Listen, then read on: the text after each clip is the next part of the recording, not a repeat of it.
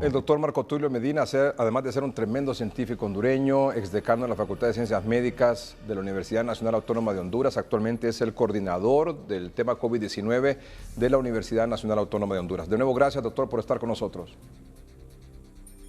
Para mí es un placer estar con usted en este programa tan importante para la nación hondureña, donde se describen en muchos aspectos de enorme relevancia durante esta epidemia. Muy agradecido, licenciado Melgar. Doctor, usted sabe que con su asesoría y de otros médicos amigos, el doctor Videa, el doctor Díaz, el doctor Sierra Hoffman, el doctor Valerio, el doctor Umaña, bueno, la doctora Lorenzana, entre muchos otros más, hemos estado realizando aquí en el noticiero algunas propuestas de lo que creemos en cada etapa de que hemos estado viviendo en estos más de 3 meses ya se debe ir haciendo de manera eficiente, de manera correcta, de manera ordenada y transparente. Por ejemplo, este tema de las brigadas médicas, que es una labor, por supuesto, que necesaria y correcta que se haga. ¿Pero no cree que sería más eficiente si en estas brigadas médicas también se aplicaran pruebas rápidas, al azar, en una casa, en una persona de una familia? Totalmente. Bueno, una situación que es crucial en este tipo de brigadas que, si usted recuerda, nosotros hablábamos sobre el tema de atención primaria. Así es. La atención primaria, a nuestro juicio, implica ir a la casa de una persona. Nosotros tuvimos la oportunidad de observar cómo las comunidades en nuestro país aceptan cuando se va un grupo de médicos a su casa y empieza a consultar cuáles son sus problemas de salud. Lo pudimos ver en Colina Santa Bárbara, en Salamá Olancho. Ahora es mucho más crucial ir casa por casa y tratar de evaluar qué es lo que está pasando. Una de las maneras efectivamente en el cual podemos determinar cuál es la magnitud del problema es mediante lo que llamamos la cero prevalencia. En Salamá Olancho hicimos una cero prevalencia de otra enfermedad y nos pudimos dar cuenta cuál era el problema de esta comunidad en relación a una enfermedad que se denomina neurocisticercosis. Y se hacía igualmente con este tipo de pruebas que utiliza el suero, es decir, son pruebas séricas, el de plasma, y en el cual se usa una técnica que se denomina ELISA. Creo y estoy convencido de que este tipo de pruebas nos pueden ayudar a determinar el nivel de contagio que existe en una comunidad o en una zona específica. Para poner un ejemplo, en los mercados el hacer cero prevalencia sería importante, y esto se hace mediante una evaluación que puede ser con muestras, es decir, no necesariamente a toda la población, pero haciendo un análisis por segmentos, por áreas. Creo que esto sería enormemente importante para darnos cuenta qué es lo que está pasando en nuestra comunidad. Muy bien. Entonces, comparte nuestra opinión de que debería de realizarse en esta brigada las pruebas rápidas. Totalmente. Se debe hacer una combinación entre pruebas rápidas y PCR. Claro. Para poner un ejemplo, una persona que tiene síntomas y que está siendo afectado por manifestaciones tales como tos seca, fiebre y manifestaciones como reducción de la capacidad de oler, que se denomina anosmia, o para saber gustar, efectivamente, que se denomina ageusia, y fatiga. En ese tipo de pacientes hay que hacer el PCR, pero se puede hacer también las pruebas rápidas para hacer la cero prevalencia. Así es. Totalmente de acuerdo con lo que usted plantea. Porque el 80% de los contagiados van a ser asintomáticos, o somos asintomáticos. Efectivamente, esa es una situación de este virus, y en el caso de hacer una evaluación exacta de lo que está pasando en la población es correcta. En España se logró llevar a cabo un estudio que es altamente referente para la ciencia, y en el cual se hizo una determinación a través de pruebas rápidas. Efectivamente, la combinación entre las dos pruebas, entre la prueba PCR y las pruebas rápidas, pueden ayudar a tener un mejor diagnóstico de lo que está pasando en la comunidad. Claro, porque puede llegar usted como médico y le dice, ¿cómo se siente? No, yo me siento bien. ¿Y la familia cómo está? No, pues todos nos sentimos bien. Muchas gracias, si se sienten mal, llamen al 911. Punto. Esa es la visita normal. Pero si en esa visita le dice, venga, ¿cuántos viven aquí? 5. Venga, tal vez vive una persona de 60 años, de 50 años, es diabético, usted hipertenso, venga, quizás porque es el de mayor riesgo y los otros son jóvenes, bueno, entonces a esa persona se le hace tal vez una prueba rápida. Y entonces usted puede identificar ahí, aunque se sienta bien, que es positivo. Y ahí entonces comienza ya el abordaje de una manera más eficiente, correcta, oportuna y anticipada. El otro tema, doctor Marco Tulio Medina, hemos hecho unas propuestas aquí en el noticiero hoy mismo que de manera de estrategia consideramos que se deberían de realizar en este momento. Y las comparto con usted porque quiero su opinión, por favor, si es tan amable. La estrategia que nosotros hemos ideado para este momento es la siguiente. Fortalecer los hospitales regionales con personal médico y de enfermería y suficiente oxígeno, porque me han dicho los directores de hospitales aquí en el Distrito Central que la mayor atención de los pacientes en este momento es con oxígeno, ya que llegan pacientes con síntomas de leves a moderados. Luego, en Tegucigalpa y San Pedro Sula, habilitar una especie de hospitalitos para atender a pacientes leves y moderados, como por ejemplo polideportivos, como el Infop, como la Villa Olímpica aquí en Tegucigalpa, como el Gimnasio Municipal en San Pedro Sula y Expocentro, y los hoteles que tienen estas facilidades. Estos hospitalitos deben contar con médicos, con enfermeras, para obviamente darle observación y seguimiento a los pacientes leves y moderados. Deben contar de oxígeno, unos rayos X para estar haciendo análisis de su comportamiento de sus pulmones, un laboratorio probablemente, y del tratamiento, es decir, de los medicamentos.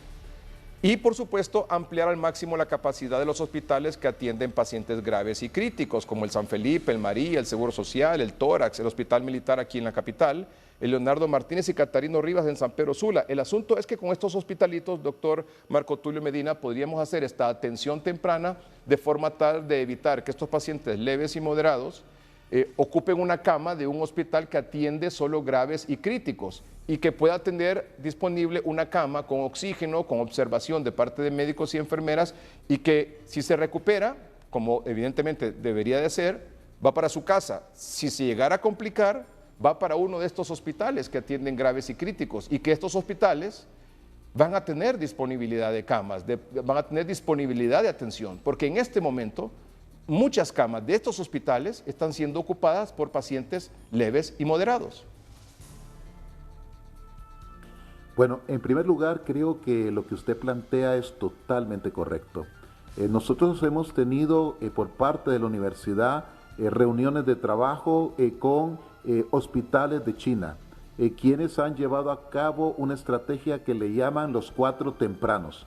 Y así lo expresan, los 4 tempranos. Uno de los tempranos es efectivamente aislar y tener en espacios, hospitales COVID pequeños, distribuidos en diferentes partes de la ciudad, para poder aislar a estas personas que tienen la enfermedad y que consecuentemente hay que aislarlos, porque en el caso de Tegucigalpa el hacinamiento es uno de los grandes problemas. El siguiente temprano tiene que ver con el hecho de que una persona que tiene síntomas leves hay que detectar si no se está empeorando y convirtiéndose en un paciente con un problema mucho más grave, moderado o severo, que requiere ser manejado en un hospital mucho más especializado. El otro temprano es el que hablábamos, el hecho de hacer tempranamente pruebas, un testeo apropiado. Y temprano también es en el hecho de poder educar y poder manejar apropiadamente a los pacientes con tratamientos que sean pertinentes a su condición.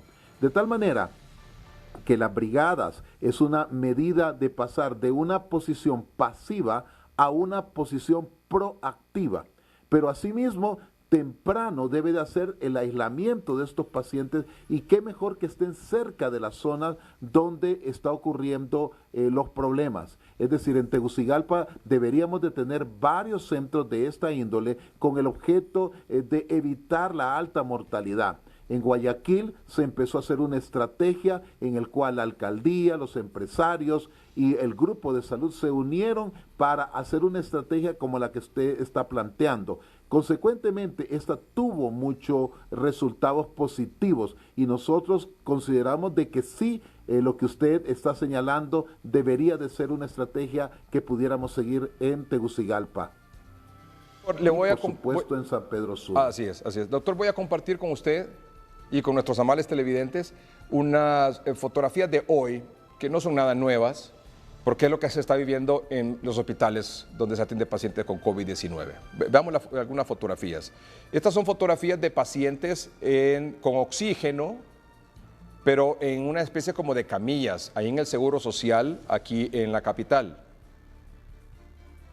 Están unos en salas de emergencia, otros están en colchoneta, otros están en las sillas de espera, otros están en los pasillos. El común denominador de todos es que están con oxígeno.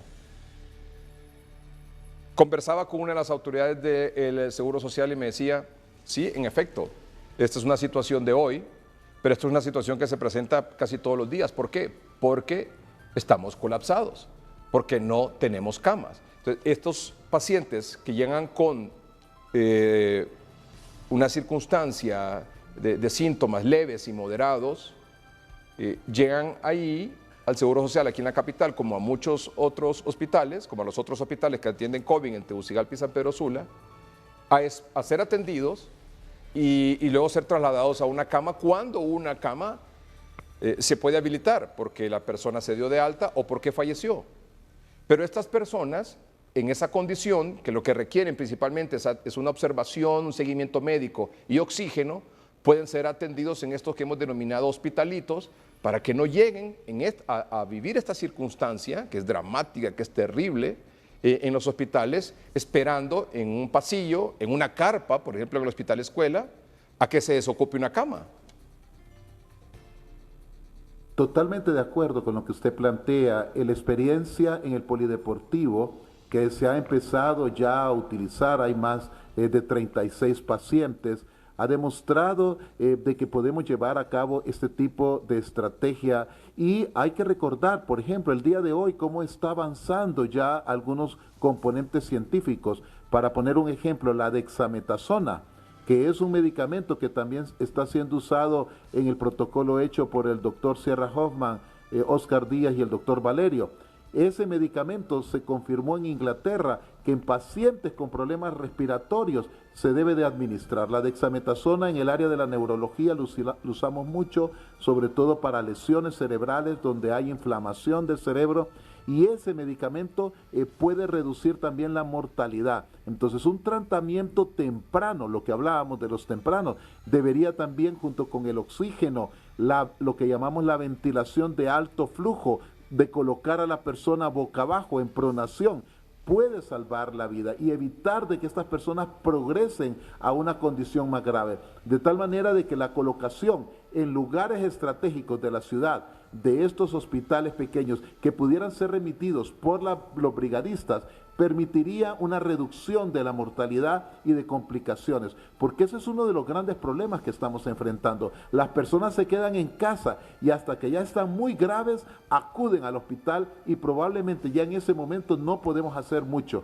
de tal manera de que hacer una estrategia tal como se está planteando totalmente adecuada desde el punto de vista de salud público, es una medida que ha dado resultado en otras partes del mundo y que debemos de instalarla lo más pronto posible en función de lo que usted está mencionando. Los hospitales están prácticamente llegando ya a su límite superior de capacidad y no queremos que llegue a ocurrir lo que ocurrió en Italia o en otras partes, países ricos, en el cual había que decidir quién sobrevivía, a quién se le daba el apoyo y a quién no. Prácticamente como que si fuera una persona, un médico, el que va a decidir quién vive y quién muere. Eso no lo podemos permitir. Debemos de ir a hacer un paso hacia adelante y estructurar nuestro sistema de aproximación de esta epidemia de una manera proactiva.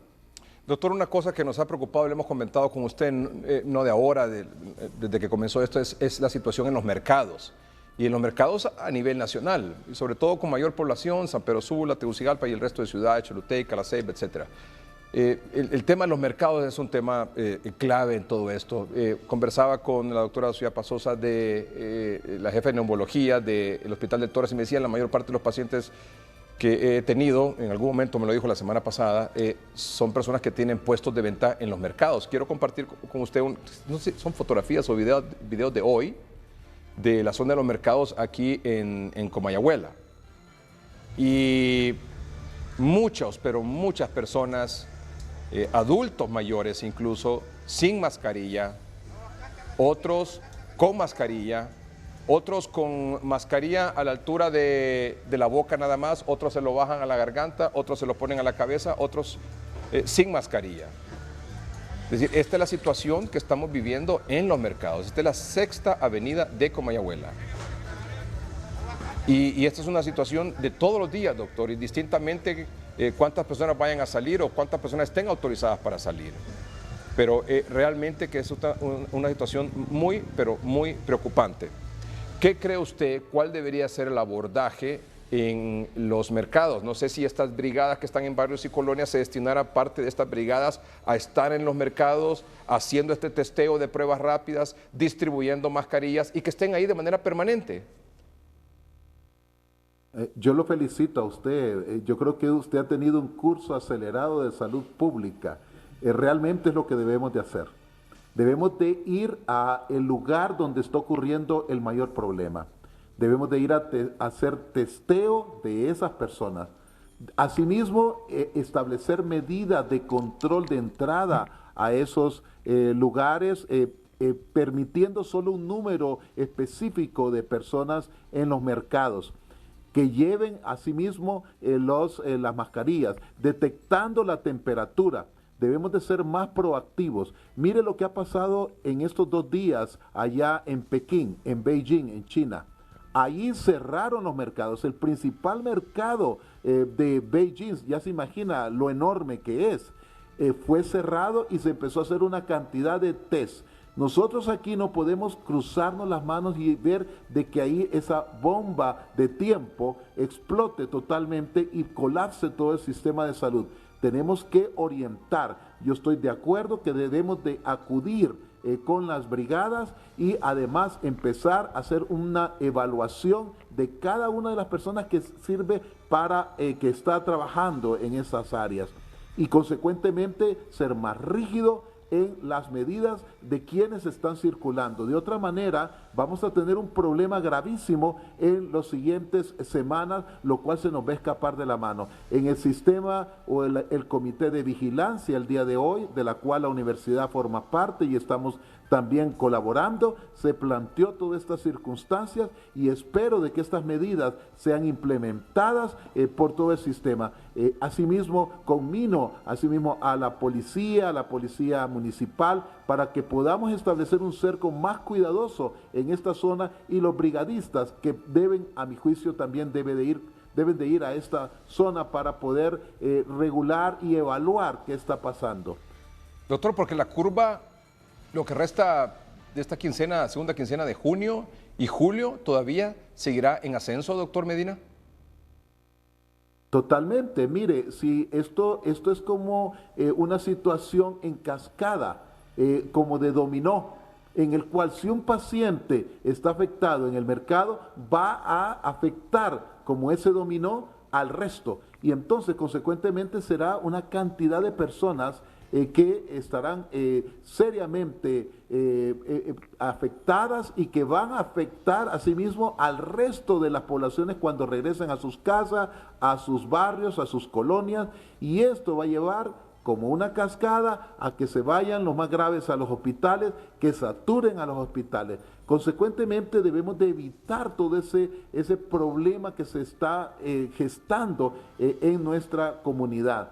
Y considero que esta situación ha sido uno de los grandes problemas que también ha tenido México, ha tenido Perú, las mismas circunstancias. Nosotros debemos de ser un poquito más agresivos en el buen sentido de la palabra, tratando de poner controles a los mercados y haciendo una evaluación proactiva con los brigadistas y sacando de los mercados a las personas que están afectadas para que no contaminen al resto.